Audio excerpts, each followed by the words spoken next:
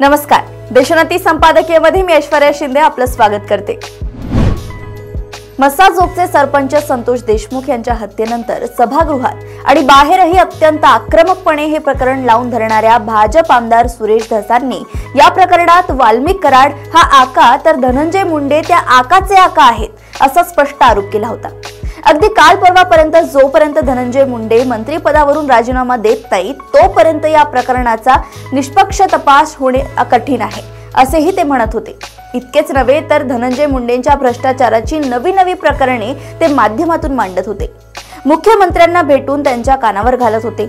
मध्यंतरी अजित पवारांना भेटूनही त्यांनी त्या सगळ्या फायली त्यांना दाखवल्या होत्या। आता अलीकडे गेल्या 5 वर्षातील त्यांच्या भ्रष्टाचाराची चौकशी व्हावी म्हणून पुराव्यासह त्यांनी अजित पवारांना भेटण्याचा प्रयत्न केला, परंतु अजित पवारांनी त्यांना भेट नाकारल्याची बातमी आली।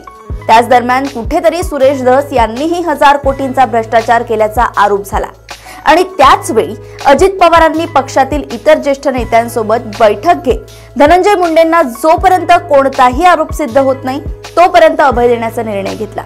सुरेश धसांना शांत करण्यासाठी वरच्या पातळीवरून प्रयत्न सुरू झाले आणि त्याचा परिणाम म्हणून भाजपाचे प्रदेशाध्यक्ष आणि ज्येष्ठ मंत्री चंद्रशेखर बावनकुळे यांच्या उपस्थितीत सुरेश धसांनी धनंजय मुंडेंची भेट घेतली। परवा सुद्धा सुरेश धस धनंजय मुंडेंच्या प्रकृतीची विचारपूस करण्यासाठी त्यांच्या निवासस्थानी गेले।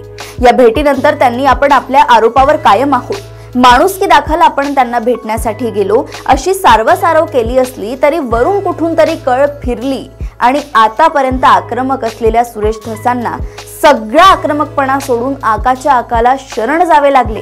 हेच चित्र सध्या तरी समोर येत आहे। अशाच राजकीय घडामोडी व अपडेट सोबत पुन्हा भेटूया देशोन्नती संपादकीयमध्ये। बघत रहा देशोन्नती। नमस्कार।